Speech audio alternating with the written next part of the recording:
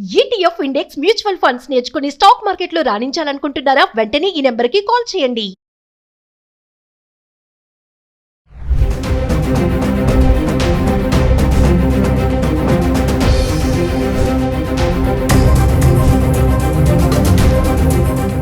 నమస్కారం సార్. నమస్తే. సార్ మనం చూసుకుంటే ఇప్పుడు ఏదైతే అహ్మదాబాద్ నుంచి లండన్‌కి వెళ్ళే ప్లేన్ ఏదైతే ఉందో అది క్రాష్ అవ్వడం జరిగింది. చాలా ఇదిగా కూడా చూసాం మనం. అది చాలా దారుణంగా ఉంది కూడా. చూస్తుంటేనే భయమేస్తుంది. అలాంటి సిట్యుయేషన్‌లో మన గుజరాత్ ఎక్స్ సీఎం గారు కూడా ఉన్నారు అని చెప్పేసి వింటున్నారు. అది ఎలా సార్? అంటే ఎలా మనం ఐడెంటిఫై చేసినారు? లేకపోతే ఏం జరిగింది? అసలు ఏం జరిగే అవకాశం ఉందంటారు అసలు? మనకిప్పుడు తెలిసిన ప్రకారం అయితే ఈ ఉదంతంలో Gujarat ex CM, ex chief minister Shri Vijay Rupani గారు కూడా ఉన్నారని చెప్పి తెలిసింది. సో ఇంకా అసలు ఎంతమంది క్యాజువాలిటీస్ అయినాయి, ఎంతమంది ఉన్నారు, ఎంతమందికి తీవ్రంగా గాయాలైనాయి, ఎంతమంది చనిపోయారన్న లెక్కలు ఇంకా తెలీదు మనకి. ముఖ్యంగా విజయ్ రూపానీ గారిది కూడా మనం ఇంకా చూడాల్సింది ఉంది. అసలు ఏమైంది ఏంటి అని చెప్పి. బట్ చాలామంది ఏం చెప్తున్నారంటే 200 మంది వరకు, 220-40 వరకు, చాలా మంది వరకు చనిపోయే ఛాన్సెస్ ఎక్కువున్నాయి. బతికే ఛాన్సెస్ చాలా తక్కువ ప్యాసింజర్లది అన్నట్టుగానే వస్తున్నాయి ఇదంతా వార్తలు. సో అది మాత్రం చాలా బాధాకరం. ముఖ్యంగా విజయ్ రూపానీ గారి గురించి చెప్పుకోవాలంటే ఆయన బీజేపీలో ఆయన ఒక పెద్ద సీనియర్ నేత. ఆర్ఎస్ఎస్ బ్యాక్‌గ్రౌండ్ నుంచి వచ్చారు. అండ్ సీఎం కింద చేశారు గుజరాత్‌కి. అండ్ ముఖ్యంగా చాలా సెన్సిటివ్ వ్యక్తి అని చెప్పి ఆయన గురించి చెప్తారు. చాలా మృదువు స్వభావి, సెన్సిటివ్‌గా ఉంటారని. But at the same time ఆయన హయాంలో ఆయన కొన్ని స్ట్రిక్ట్ లాస్ కూడా తీసుకొచ్చారు. అంటే ఏంటంటే యాంటీ కన్వర్జన్ లా ఒకటి, అది గుజరాత్‌లో తీసుకొచ్చింది ఆయన స్ట్రిక్ట్‌గా. అట్లానే ఇల్లీగల్‌గా కౌ స్లాటరింగ్, అంటే గోమాతని, గోవుల్ని చంపకుండా, ఇల్లీగల్‌గా వాటిని విక్రయించి చంపకుండా దాని మీద ఒక స్ట్రిక్ట్ యాక్షన్ తీసుకోవడం. ఇలాంటి కొన్ని మంచి మంచి లాస్ ఆయన తీసుకురావడం జరిగింది ఆయన హయాంలో.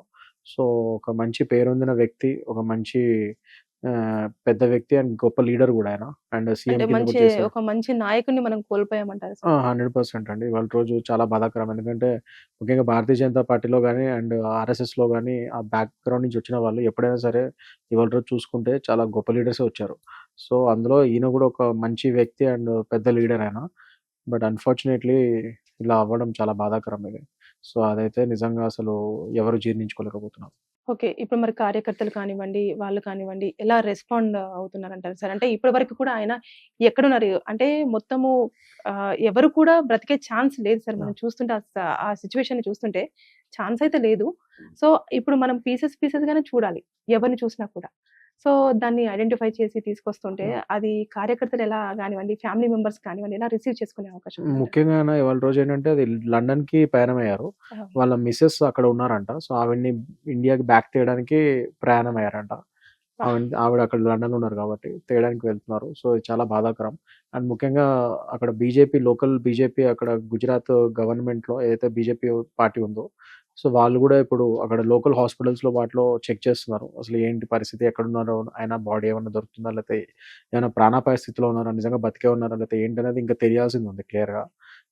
అదొకటి. అండ్ ముఖ్యంగా కార్యకర్తలైతే చాలా బాధపడుతున్నారు. ఎందుకంటే ఆయన ఒక గొప్ప వ్యక్తి, ఒక పెద్ద లీడర్. ముఖ్యంగా బీజేపీ పార్టీకి సంబంధించిన సొంత వ్యక్తి. సో అలా అయ్యేసరికి అది కూడా గుజరాత్‌లో ఎక్కడైతే గవర్నమెంట్ ఉందో బీజేపీది, అక్కడ ఇవాళ రోజు అందరూ ఒక పొద్దున పూట ఎవరు ఎక్స్‌పెక్ట్ చేయని ఇన్సిడెంట్ ఇది. నార్మల్‌గా అందరూ ఒక ఫ్లైట్ ఎలా టేక్ ఆఫ్ అయ్యి ఎవరి దారిన వాళ్ళు ఒక డెస్టినేషన్‌కెళ్ళే ఫ్లైట్ సడెన్‌గా అందులో ముఖ్యంగా ఎక్స్ సీఎం, గుజరాత్‌కి సంబంధించిన బీజేపీ ఎక్స్ సీఎం కూడా ఉంటే మరది ఇది ఎట్లా యాదృచ్ఛికంగా ఇది ఎలా అయిందన్నది ఎవరికీ అర్థం కావట్లేదు. చాలా బాధాకరం ఇది. సో అందరూ అదే షాక్‌లో ఉన్నారు. కార్యకర్తలు గాని నుంచి ఎవరైనా గాని నాయకులు, పెద్ద నాయకుల వరకు అందరూ షాక్‌లోనే ఉన్నారు. ఆయన యొక్క ఈ యాక్సిడెంట్ తెలిసినప్పటి నుంచి. ఎంతోమంది చనిపోయారు. అండ్ అందులో ఈయన కూడా ఉంటాం, సార్ కూడా, విజయ్ రూపానీ గారు. అది చాలా బాధాకరం. ముఖ్యంగా మన హోమ్ మినిస్టర్ అమిత్ షా గారు కూడా ఎప్పటికప్పుడు లోకల్ గవర్నమెంట్‌తో టచ్‌లో ఉన్నారు. And civil aviation minister Rammohan Naidu గారితో కూడా ఆయన టచ్‌లో ఉన్నారు. ముఖ్యంగా ప్రయాణికులు ఎవరైతే చనిపోయారో లేకపోతే ఎంతమంది ఉన్నారో వాళ్ళ కుటుంబాలతో కూడా ప్రగాఢ సానుభూతి ప్రకటిస్తూ వాళ్ళతో కూడా టచ్‌లో ఉంటూ ప్రయాణికుల వేర్ అబౌట్స్, అంటే వాళ్ళు ఎక్కడున్నారు, ఏంటి, చనిపోయారా లేకపోతే ప్రాణాపాయ స్థితిలో ఉన్నారా, హాస్పిటల్స్‌లో ఎవరెవరిని జాయిన్ చేశారో, ముఖ్యంగా విజయ్ రూపానీ గారి పరిస్థితి ఏంటి, ఆయన కూడా అసలు ఎక్కడున్నారు ఏంటి, ఇవన్నీ కూడా ఎప్పటికప్పుడు అమిత్ షా గారే డైరెక్ట్‌గా ఫాలో అప్ చేస్తూ లోకల్ గవర్నమెంట్ గుజరాత్‌లో అన్నీ తెలుసుకుంటున్నారు. సో డెఫినిట్‌గా వీటి మీద క్లియర్ రిపోర్ట్ అనేది ఇవాళ నైట్ కల్లా గాని లేదా రేపటికల్లా వచ్చేస్తుంది. అంటే ఇప్పుడు మీరు చెప్పినట్టుగా మోదీ గారు వెంటనే అమిత్ షా గారిని కానివ్వండి, తర్వాత వీళ్ళకి వెంటనే ఇన్‌స్ట్రక్షన్స్ ఇచ్చేసి, అంటే వాళ్ళకు ఎలాంటి ఇన్‌స్ట్రక్షన్స్ ఇచ్చారు? వెంటనే ఇంత తొందరగా హుటాహుటిన అక్కడికి చేరుకోవడం కానివ్వండి, అధికారులు ఇన్వాల్వ్ అవ్వడం కానివ్వండి, పోలీసులు వచ్చేసి అక్కడ ఎవరిని కూడా దగ్గరికి వెళ్లకుండా హోల్డ్ చేయడం కానివ్వండి, అంతా కూడా ఇమీడియట్ గా జరిగిపోతుంది కదా. అంటే ఇన్స్ట్రక్షన్స్ ఏ రూపంగా ఇచ్చిన అవకాశం ఉంది? అంటే డెఫినెట్ గా ఇది ఇక్కడ సివిల్ ఏవియేషన్ మినిస్టర్ ఎవరైతే ఉన్నారో వాళ్ళు దీనికి బాధ్యత తీసుకొని ఇమీడియట్ గా దీంట్లో అందుకని ఏఐబి సంస్థ ఏదైతే ఎయిర్ క్రాఫ్ట్ ఇన్వెస్టిగేషన్ బ్యూరో ఉందో వాళ్ళకి ఇమీడియట్ గా వాళ్ళు ఆర్డర్స్ పాస్ చేసి దీని మీద ఇన్వెస్టిగేషన్ చేసి రిపోర్ట్ ఇవ్వమని చెప్పడం జరిగింది ఏవియేషన్ మినిస్టర్ వాళ్ళు. సో వాళ్ళతో రామ్మోహన్ ఇప్పుడు మనకి central home aviation minister Rammohan Naidu గారు ఉన్నారు మన ఏపీని రిప్రజెంట్ చేస్తూ.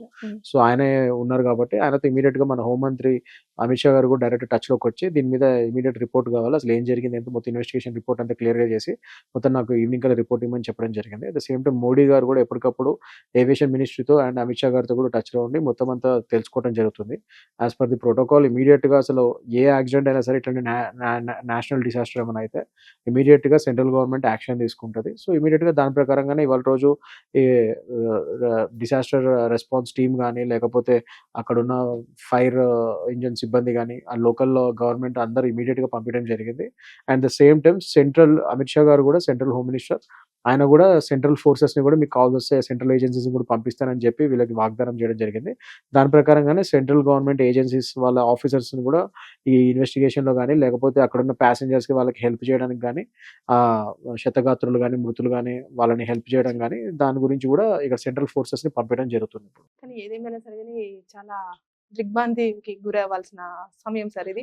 చాలా మంది అంటే మంచి నాయకులను కోల్పోయాము, కొంతమంది విఐపీలను కోల్పోయాము, చాలా వరకు ఇంకా మనకు తెలియట్లేదు అంటే ఎవరెవరు చనిపోయారు అన్న విషయం కూడా మనకు అందట్లేదు.